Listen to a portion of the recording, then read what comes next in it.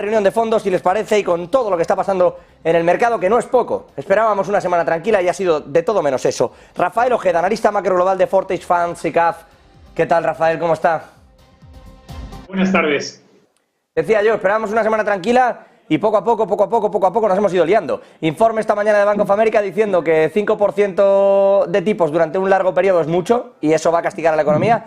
Ya hay un 40% de probabilidades de recesión. Es decir, que va cayendo, cada vez menos gente quiere que vaya a haber recesión, pero si miramos con el largo plazo, entre comillas, a finales de 2024, lo cree mucha más gente. Y además, todo este asunto de China, la banca en la sombra y las entidades financieras. Rafael, mucho que analizar. Sí, lo cierto es que el verano parece un verano tranquilo, pero como siempre vemos, claro, es que digamos que los cisnes negros no están previstos jamás, ¿no? Y nadie puede pensar que vaya a suceder algo como ha sucedido en estas últimas sesiones con esta compañía china que ha pedido la protección del estado de quiebra en Estados Unidos, o que te puedas encontrar pues, con este elemento trilateral entre Corea, Japón y Estados Unidos para intentar bloquear a China en sus mercados. Y obviamente lo que tenemos que darnos cuenta es que está todo, digamos que la recuperación económica está muy en entredicho. Jerome Powell es muy posible que no haga una subida de tipos en el mes de septiembre, pero desde luego lo que sí que está claro es que va a mantener los tipos muy altos durante mucho tiempo hasta que la inflación esté controlada, porque el ejemplo, la prueba ya la tenemos en Canadá. Canadá a principios de año decidió bajar los tipos precipitadamente, pensando que ya estaba la inflación controlada y que ya estaba poco más o menos, que los efectos de estas subidas de tipos podían ya surtir efecto, y tuvo que recular y volver a subir tipos de interés. Estados Unidos no está dispuesto a pasar por el mismo escenario. China, ¿qué está pasando? Me dice, parecía un verano tranquilo, pero los cisnes negros llegan así. ¿Qué está pasando? O con esto del corte informativo y con el asunto de que el Banco Central de China ha alargado, ojo, las horas de cotización, de negociación, y además está metiendo dinero casi como si no hubiera un mañana, como el que tiene una ametralladora de dinero, en bancos estatales, en empresas estatales, etcétera, intentando capitalizar todo con yuanes, intentando además fortalecer de paso su moneda. ¿Qué pasa allí? Claro. Lo que pasa en China básicamente es que el gobierno chino quiere poco a poco poner en valor el yuan. Es decir, no tiene demasiado sentido, por lo menos no debería tenerlo, que siendo la segunda economía más potente del mundo, prácticamente nada a nivel internacional se negocie en yuanes, que todo se negocie en euros, en libras, en coronas noruegas, más que en yuanes, ¿no? Y entonces China poco a poco va a querer poner en valor su moneda. No lo ha hecho durante todo este tiempo porque quería debilitar su moneda y así beneficiar sus exportaciones, y por tanto le interesaba que su moneda pues tampoco tuviera una cierta visibilidad. Pero con el paso de los años, obviamente, China va a querer poner su moneda en valor y va a intentar poner un brete a esa preponderancia mundial del dólar norteamericano. Luego, por otro lado, tenemos que darnos cuenta que todo apunta a que China en la próxima década, máximo 15 años, superará como primera potencia económica a Estados Unidos. Estados Unidos lo sabe. Y Estados Unidos lo que está poniendo es todas las trabas posibles para que el desarrollo chino pues no sea lo suficientemente rápido para adelantarles, ¿no? Y sobre todo que la transición sea un poco más lenta. En estos momentos lo que nos estamos dando cuenta es que con el 5G China tiene muchas compañías que son punteras a nivel mundial en muchísimos sectores, no solamente el 5G, sino también energías renovables, y ahí Estados Unidos se da cuenta que los próximos avances tecnológicos tienen que ir de la mano de Estados Unidos y sus aliados, porque si van de la mano de China pueden, digamos, dar un sorpaso bastante significativo. Y luego también tenemos que darnos cuenta es que no se trata de que la economía china en un momento dado se equipare a la economía norteamericana. Es que en el momento que la economía china sea igual que la economía norteamericana, 10 o 15 años después, probablemente la economía china sea el doble que la economía norteamericana, porque lo difícil para China es probablemente alcance una economía tan potente, con 1.400 millones de habitantes, básicamente es un monstruo imposible de detener. Estados Unidos va a hacer lo imposible para detenerlo. De ahí estos acuerdos que ha alcanzado con Japón y con Corea, porque interesa a ambas partes. Japón y Corea están muy interesados en parar un poco los pies a China, y Estados Unidos en tener socios comerciales muy potentes en ese escenario. Estamos viendo, acuerdo, decía al principio, hablaban de seguridad nacional, hablaba Corea del Sur de la defensa de las libertades. Claro, en lo que le toca, y con Corea del Norte como frontera y los devenires que tiene con Rusia, pues el discurso enfocado hacia la libertad. Pero Japón ha sido muy claro, hablamos de seguridad cuando hablamos de seguridad económica y cuando hablamos de seguridad e independencia tecnológica, semiconductores, claro, tierras raras y montajes. Claro, tenemos que darnos cuenta que China está acaparando materias primas allá donde puede. Es decir, prácticamente, bueno, lo que pasa, claro, son mercados que no conocemos y no interesan poco a mucha gente, ¿no? Pero, por ejemplo, todos deberían de saber que en África, en muchísimos países del África negra, que es prácticamente olvidados de la mano de Dios, los chinos están comprando prácticamente todas las minas que hay allí de metales raros, de tierras raras, ofreciendo tecnología y ofreciendo cosas a cambio, y se están haciendo con esos mercados. También sucede en Latinoamérica, donde cada vez más la presencia china es mucho más importante. China está acaparando materias primas, no quiere tener una dependencia de Estados Unidos y lo que quiere es buscar su propio camino. La ventaja que tiene China frente quizás a las economías occidentales, su régimen político. Ellos, al no tener una democracia al uso, en el que hay elecciones en las que, si yo tomo determinadas medidas, pueden ser impopulares y probablemente en las próximas elecciones pierda. En el caso de China no es así. Yo voy a gobernar sí o sí, haga lo que haga, y me marco un plan a muy largo plazo.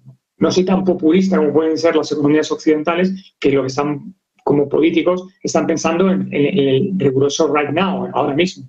Los chinos miran a más allá de 5 o 10 años, tienen un plan muy marcado, y por eso, por ejemplo, más de la mitad de los científicos que salen de las universidades anualmente salen de China. Por eso el desarrollo tecnológico en China está creciendo exponencialmente y cada vez son menos dependientes de Occidente. Una última, Rafael, me hablaba del desequilibrio económico, de lo que estamos viendo y de, bueno, cómo poco a poco hay una cierta estructura que va cayendo. Más allá de lo que ocurre en China y si es un cisne negro o no, en Europa ya hemos visto una inflación que sí, que cae, que está en niveles preguerra, pero que está altísima. Incluso la inflación en España, en vez de bajar, sube. Yo no sé el Banco Central Europeo qué estará pensando de este jaleo, de este cacao mental que se le debe de formar cuando ve que haga lo que haga, la inflación le da igual porque hace lo que le viene en gana también, ¿no? Que tiene mucho más que ver con la energía, ya lo dijo Schnabel, desde el propio Banco Central Europeo, que con lo que ellos hacen, que con sus esfuerzos. Pero con todo este panorama, y sabiendo que las encuestas en Reuters estaban hablando ya de que la recesión es del 40% estimada para un año, es decir, antes se pensaba que era del 50%, es la primera vez que cae del 50% esta encuesta desde que empezara 2022. Entonces, ¿todo esto es que va a venir algo de forma inminente, o usted también cree que esto ya se va a ir gestando en una recesión hasta finales de 2024 o principios de 2025, donde veremos el golpe? Está por ver. En el caso de Europa, por ejemplo, creo que la recesión es bastante inminente o bastante probable por el mero hecho de que Alemania, que es la locomotora de Europa, tiene una economía muy fabril, y la dependencia que tiene de China y los problemas que tiene de la dependencia del petróleo y del gas ruso va a hacer que la economía alemana probablemente caiga en una recesión. Veremos a ver la profundidad y arrastre al resto de economías occidentales, incluida el Reino Unido, que fuera de la Comunidad Europea le está yendo realmente mal. En el caso de Estados Unidos, como es una economía mucho más resiliente, es capaz de escapar de la recesión. Veremos a ver si consigue escapar de la recesión. Sería la primera vez que la inversión de la curva de tipos no supone una recesión, pero en el hipotético caso de que tuvieran una recesión en Estados Unidos, a mi modo de ver, será una recesión muy tenue. El escenario más probable es la recesión, pero el hipotético caso de que cayéramos en otro escenario, que no cayéramos en una recesión, tampoco sería algo maravilloso, porque probablemente lo que caeríamos sería en estanflación, es decir, caeríamos en una economías con un crecimiento prácticamente cero, muy pequeño, pero sin embargo con inflaciones sostenidamente altas. Porque ahora mismo estamos con el discurso, por ejemplo, en España, de que tenemos la inflación baja. Claro, la inflación general baja, pero la inflación subyacente está disparada. Antes poníamos el foco en la subyacente porque la subyacente era baja y que era muy alta era la general por culpa de los hidrocarburos. A mí nadie me dice que los hidrocarburos van a estar en una horquilla de $82-84 los próximos meses. Existe la posibilidad bastante real de que los hidrocarburos puedan subir a 90, 92, $94 en el hipotético caso de que China active su economía y necesite tanto petróleo. Y en ese hipotético escenario probablemente la inflación general vuelva a dispararse y, por tanto, estas políticas de bajar tipos o esa previsión de que van a empezar a bajar tipos en el último trimestre de este año o en el primer trimestre del año que viene probablemente no sean correctas. Tenemos un problema tal con los alimentos en España que, aunque ha bajado la parte del peso energético y entonces baja la inflación en toda Europa, nosotros subimos, esto de la sequía y el aceite costando el litro ya casi 10 euros, lo que pasa es esto. que sube la inflación.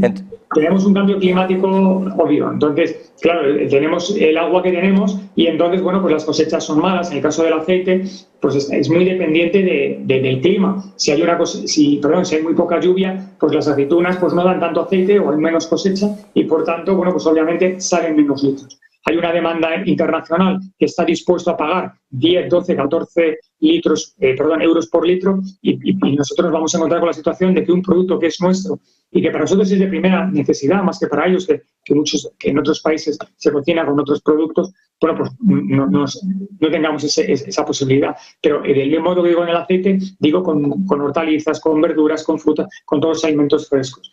El gran problema que hay es que esta inflación que veíamos que probablemente los hidrocarburos iban a acabar llevando por tema de cadena de valor al resto de sectores, bueno, pues se ha producido y nos estamos encontrando una inflación galopante. El problema es cómo la atajas. Si la atajas subiendo sueldos y salarios, como hicieron el año pasado el gobierno, pues lo que generas es un ciclo en el cual, bueno, pues al tener más dinero, pues elevas el coste y al final disparas la inflación. Hay que ser más valiente. Lo que ocurre es que ser valiente cuesta votos y elecciones. Y ese es el gran problema con el que nos encontramos. Pero desde luego la inflación está muy lejos de ser batida y flaco favor nos hacen desde el gobierno y desde algunos medios en los que hablan de que la inflación está cayendo y que está básicamente controlada por el modo de vernos así.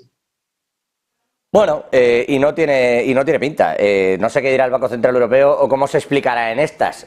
Lo que me gustaría a mí sería ver las ruedas de prensa del Banco Central Europeo con Isabel Schnabel al frente en lugar de con Christine Lagarde. Seguramente sacaríamos muy distintas conclusiones de lo que estamos viendo y de lo que ellos mismos piensan de su actuación. Por supuesto, que no es lo mismo tener al frente a un halcón o a una paloma. Eso lo tenemos que tener más claro, ¿no? O sea, a mí, por ejemplo, a ver, es una cuestión de gustos, ¿no? Pero los alemanes yo creo que tienen tan claro lo de la República de Weimar y de la hiperinflación que tuvieron entonces y la que han estudiado hasta la saciedad, que ellos no están dispuestos a pasar por eso otra vez. Sin embargo, bueno, pues hay otros políticos que están dispuestos a tragar con inflaciones más altas. Lo que tenemos que darnos cuenta es que al final, tener una inflación más alta, elevar los costes del dinero, pues es un verdadero problema. Tenemos que darnos cuenta que España ya tiene 1,5 billones de euros de deuda. Y eso no lo estamos refinanciando al 0% como hace unos meses, o perdón, unos años. Ahora estamos financiando al tipo de Banco Central Europeo que sube cada trimestre. Es decir, que España también tiene su propia hipoteca. Y eso hay que pagarlo. ¿Cómo lo pagan? Con nuevos impuestos. Bueno, no se paga. Si la deuda pública ya se sabe, Rafael. Que de todas formas hay otros miembros, como desde Irlanda, por ejemplo, que tienen una voz diferente a la de Alemania y también me gustaría escucharlas en el Banco Central Europeo. El problema de Christine Lagarde es que uno no sale de dudas nunca, porque no sabe qué le han dicho cuando termina la reunión. Bueno, a ver, Christine Lagarde era política, ha sido ministra y tiene, digamos, que la mujer tiene mucha cancha y sabe perfectamente por dónde salir. La realidad es que muchas veces lo que siempre digo, ¿no? cuando habla Jerome Powell, ¿no? la Fed, ¿no? Que muchas veces no se trata tanto de saber si Jerome Powell sube o no sube 25 puntos básicos o si Christine Lagarde lo hace, sino el mensaje que da. El mensaje de, bueno, estamos en una política en la cual vamos a seguir subiendo tipos, como era a principio de año, o ahora, que están diciendo, vamos a ir reunión a reunión y la macro nos irá diciendo si subimos tipos o no subimos tipos. El mensaje es radicalmente distinto. Y muchas veces en los detalles eso no tenemos que fijar. Otra cosa es que esos mensajes o cómo interprete el mercado esos mensajes, porque pueden hacer que las bolsas tengan ciertos problemas. Pero digamos que actualmente el mercado ya entendía, más en Estados Unidos, que los tipos de interés no deberían de haber subido hasta donde han subido y Jerome Powell no le ha temblado el pulso en subir los tipos mucho más allá de donde el mercado deseaba para intentar controlar la inflación y a mi modo de ver ha hecho lo correcto. Christine Lagarde, que era política, como dices, y condenada, por cierto, por negligencia en el caso Tapie. Lo que pasa es que le dieron el delito por prescrito, pero le cayó el asunto. Eso, y que se cargó el Servicio de Estadística del Fondo Monetario Internacional y como premio pues ahora dirige el Banco Central Europeo. Lo que pasa es que igual le pasaba como a Churchill, que solo se fía de las estadísticas que manipula. Rafael Ojeda, analista macro global de Fortich Fancy Cap. Gracias en todo caso por esa honestidad siempre. Vamos a ver qué pasa con China, si es o no cisne negro, y vamos a ver cómo reacciona el mercado también en lo que nos queda de agosto, que como dice, no está siendo tranquilo. Abrazo fuerte. Adiós, buenas tardes, muchas gracias. Nosotros vamos a hacer una pequeñísima pausa, volvemos luego con toda la información, con todos los